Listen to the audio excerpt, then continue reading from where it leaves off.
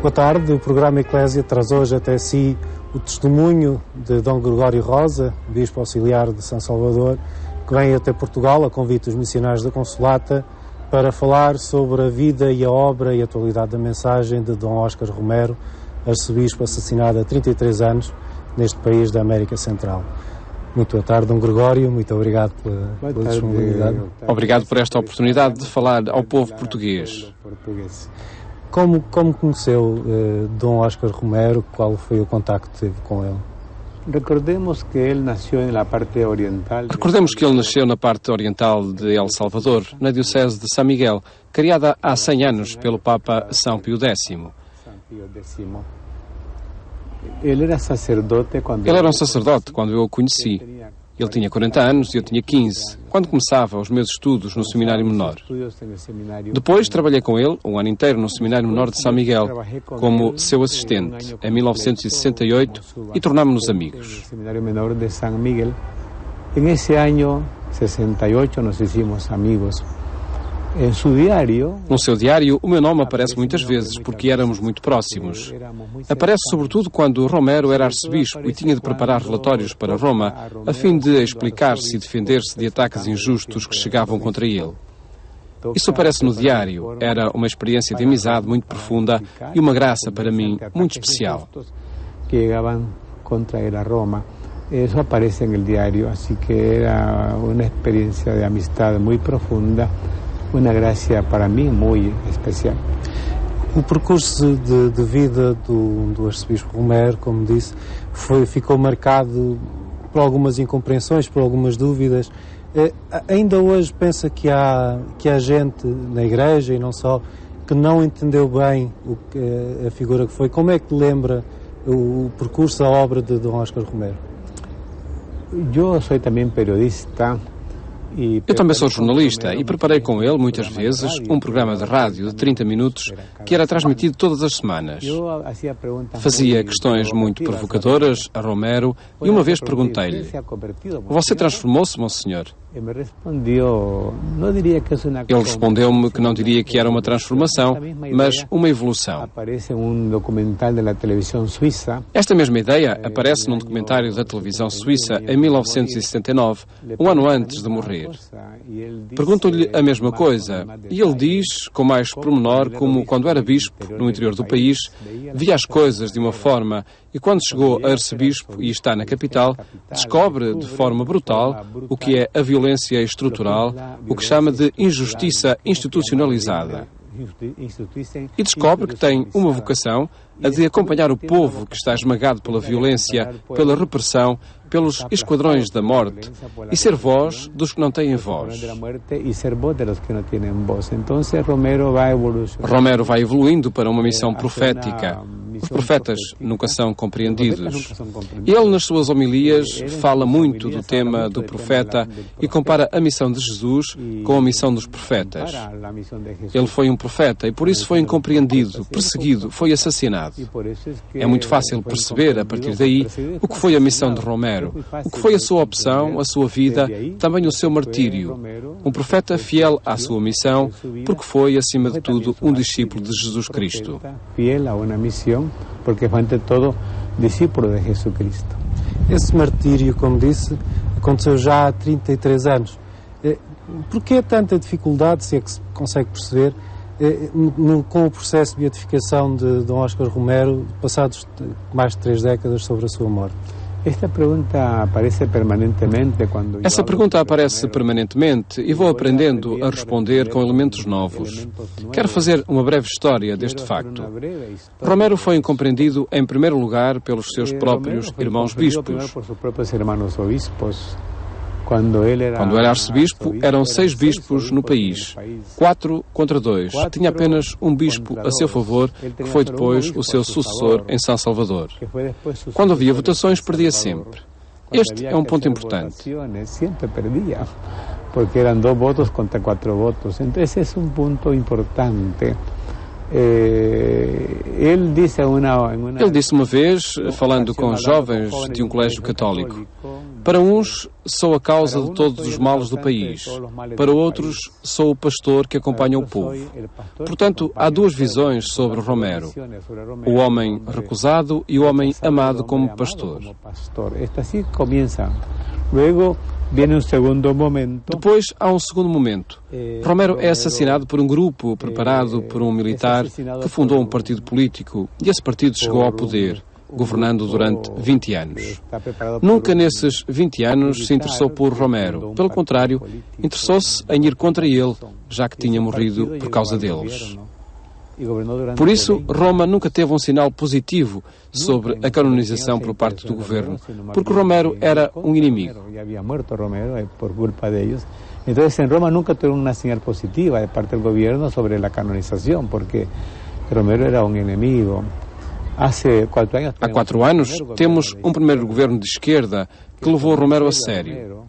O presidente Funes, no dia da sua proclamação, disse: Romero é a minha inspiração, o meu modelo, e quero, como ele, optar pelos pobres e seguir os seus ensinamentos. Assim, Roma começa a ouvir algo diferente nos últimos anos. Começa Roma a ouvir outra coisa nos últimos anos. Esse é um segundo elemento. Um terceiro elemento é que Romero é um santo incômodo. Um terceiro elemento é que Romero é um santo incômodo. Os profetas são incômodos. Não é Madre Teresa de Calcutá, é outra coisa.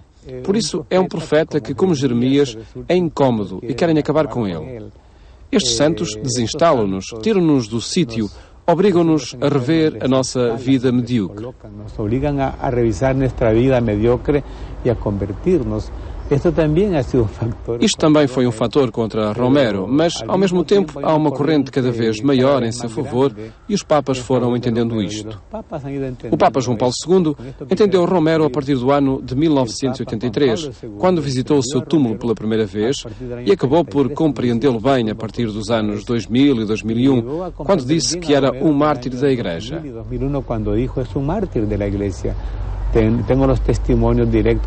Tenho os testemunhos diretos dessa visão do Papa. Não foi fácil para o Papa João Paulo II entender como é que um bispo é morto por cristãos como eram os comunistas de El Salvador, que não eram como os da Polónia ou da Europa do Leste. Era outra coisa. Finalmente foi compreendendo. Era outra visão do que era a esquerda. É um problema complexo que se foi esclarecendo pouco a pouco. É outro fator. Esse é um problema complexo que se ha ido pouco a pouco aclarando. Essa visita de 1983 ao túmulo de Dom Oscar Romero também foi um momento de alguma tensão, se bem conheço, foi uma visita em privado, com um pequeno discurso do Papa João Paulo II. Esta tensão ainda existe em relação à figura ou já se percebe melhor, já há mais unanimidade até do seio da Igreja Católica em relação a Dom Oscar Romero? E há um último dado, que de isso sou testigo personal. Há um dado de que sou testemunha pessoal no ano 2001, mês de novembro. Temos a visita ad limina a João Paulo II, a última que lhe fizemos. E no momento pessoal, com o Papa, o arcebispo chega e eu vou com ele. O Papa está muito cansado, muito doente, não reage ao que diz o arcebispo, mas de repente levanta a cabeça e pergunta: e Monsenhor Romero? O arcebispo responde: estamos a falar sobre a devoção. Não sabemos se há algum milagre por sua intercessão. O Papa pôs-se de pé, pega na bengala e diz: é um martírio. E vai-se embora. O Papa se põe de pé, toma o bastão em esta mão e diz: é um martírio. E se vai. São dados do pontificado de João Paulo II que indicam que ele foi compreendendo e chegou à convicção de que Romero é um mártir. São dados interessantes, totalmente comprovados, que indicam uma evolução no Papa. Ele entendeu o que se passou com Romero e chegou à conclusão de que é um mártir da Igreja. Uma última pergunta, que agradeço já a sua disponibilidade. Há uma geração que não conheceu Dom Oscar Romero, ouviu falar. Que atualidade é que tem a mensagem deste arcebispo assassinado no altar para uma jovem geração que nunca teve contacto direto com ele? Vou responder com uma anedota do ano 2000. Vou responder com uma história do ano 2000. Nesse ano, no 20º aniversário de Romero, houve uma grande marcha nas ruas de São Salvador, com archotes. Havia bispos italianos na marcha e eu estava a celebrar em Roma. Quando eles voltaram emocionados, os bispos vinham surpreendidos porque os jovens gritavam na marcha: "Sente-se, sente-se, Romero está presente." Os jovens de hoje estão a conhecer Romero e entusiasmam-se com ele porque veem um homem coerente com as suas convicções, um homem que é fiel ao ser humano e defende os direitos humanos, que é fiel a Jesus Cristo, que é fiel à Igreja e dá a vida por esses ideais.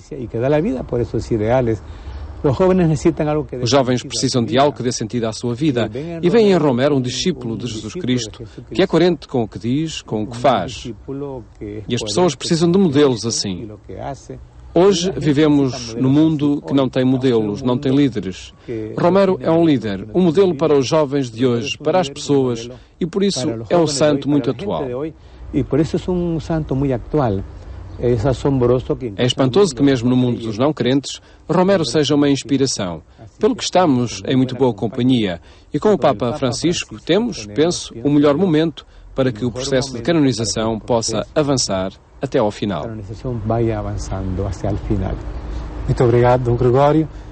O programa Eclésia prossegue agora com Dom Manuel Clemente e a sua rubrica habitual, o passado e o presente.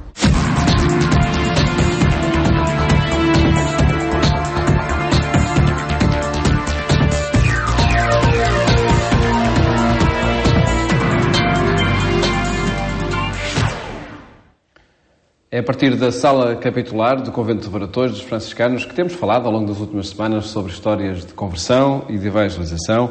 E como sempre, com o Manuel Clemente, cumprimento, muito boa tarde. Boa tarde, Paulo. Obrigado por estar uma vez mais connosco e neste ambiente onde, de facto, tudo fala de conversão. Tudo fala, exatamente. Neste caso, a capitular do Convento de Santo António de Varatores. Temos aqui recordado alguns itinerários de vida que são isso mesmo, de conversão e de evangelização. Itinerários, caminhos percorridos, não é? Também nos ajudam a nós, cada um tem que percorrer o seu, mas é bom ir assim acompanhado, não é? Estimulado com os caminhos que os outros próprios percorreram. Quem nos serve de exemplo hoje? Hoje é para acabar com chave de ouro, não é? Sim, são 8 programas onde apresentamos histórias do século XX. E com uma compadroeira da Europa, não é? Santa Teresa Benedita da Cruz, que começou por se chamar Edith Stein, não é?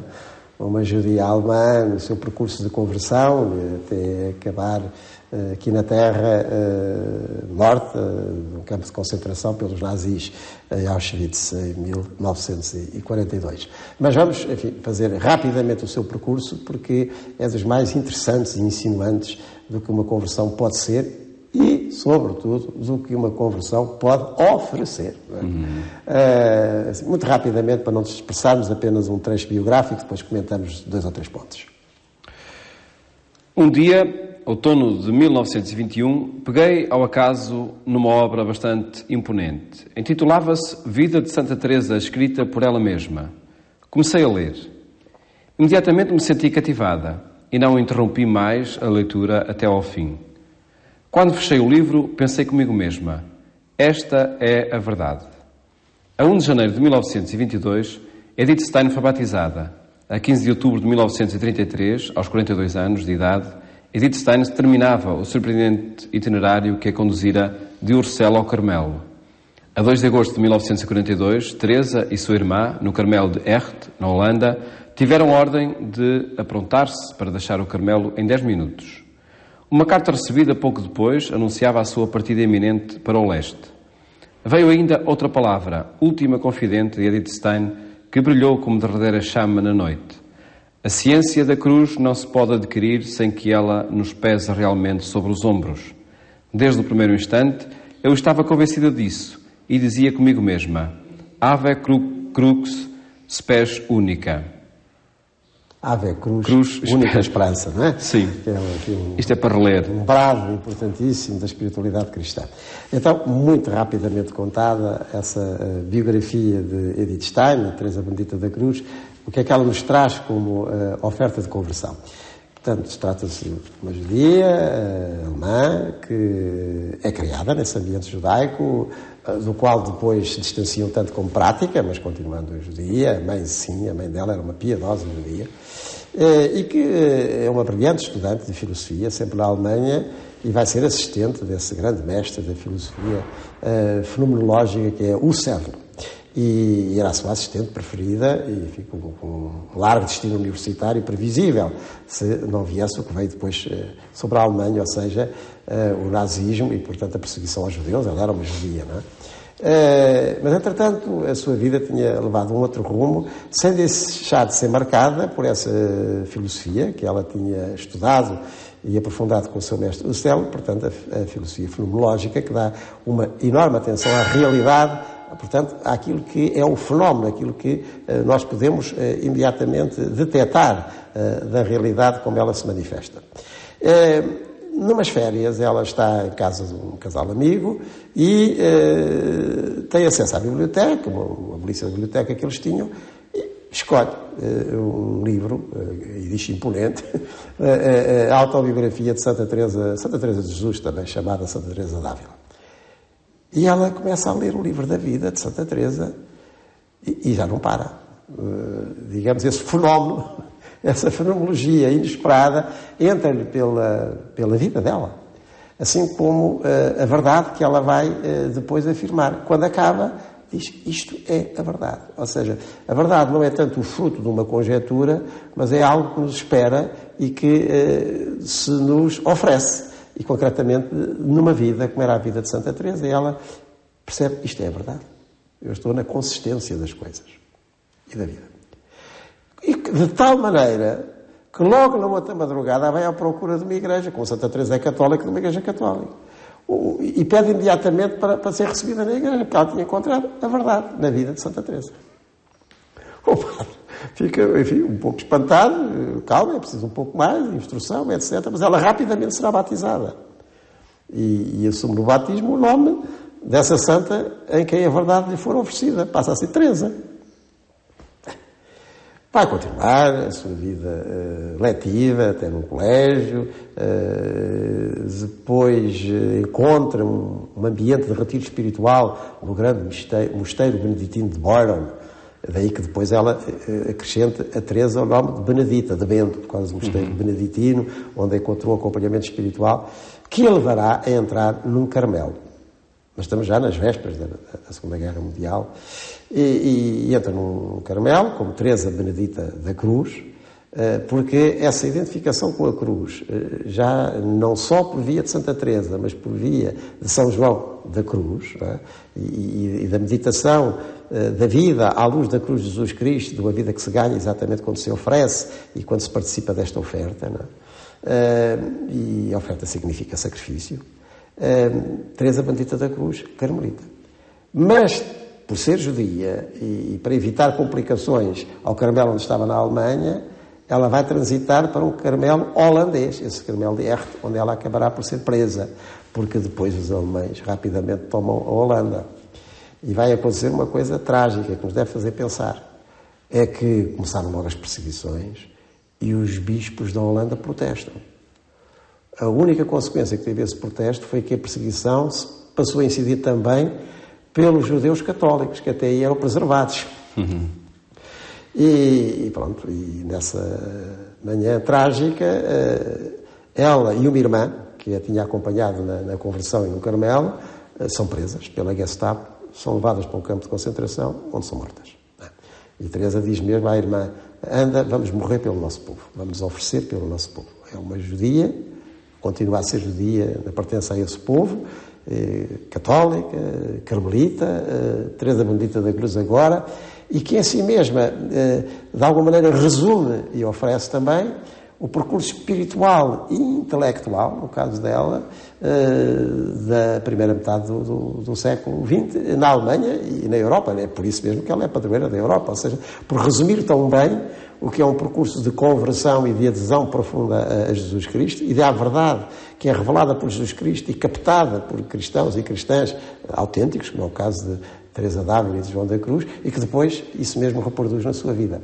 É uma possibilidade de conversão aberta que depois se torna também, para todos, um enormíssimo estímulo a idêntico caminho. E é muito interessante esse último bilhetinho que ela envia para o Carmelo, em que ela pede que lhe enviem, enfim, algumas coisas que eram necessárias, roupa, etc. Pouco lhe vai servir, porque ela vai ser morta logo à chegada ao campo de concentração. Mas em que diz, eu estou a estudar a ciência da cruz. Ciência da cruz. E essa ciência não se estuda senão passando por ela, não é?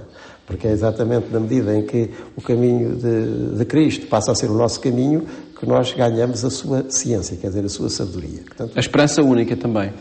A cruz, esperança única, que enfim, que é já um lema antigo da espiritualidade cristã, que também não seria desconhecido aqui pelos franciscanos antigos do Varatojo e os modernos, mas que, enfim, tem a ver com aquela grande afirmação de São Paulo, toda a nossa glória está na cruz do nosso Senhor Jesus Cristo. Isto é, percebe-se que numa vida vivida, convivida e oferecida como em Jesus aconteceu, está a vida.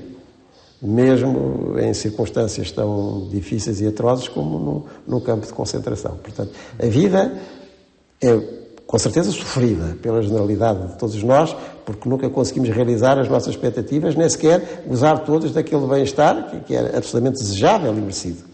Mas a vida pode ser sempre ganha, exatamente na medida em que é oferecida. E por isso a vida de Jesus Cristo é a esperança da humanidade.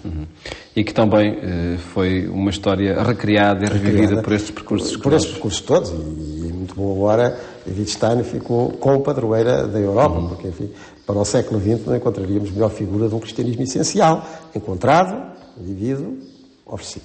Muito obrigado, Sr. Manuel Clemente, por nos ter apresentado estas histórias e a partir deste ambiente tão inspirador. Tão inspirador. Para histórias de conversão e de evangelização que apresentamos nesta rubrica no passado, presente ao longo das últimas semanas. Desejo-lhe um bom fim de tarde. Até amanhã, se Deus quiser.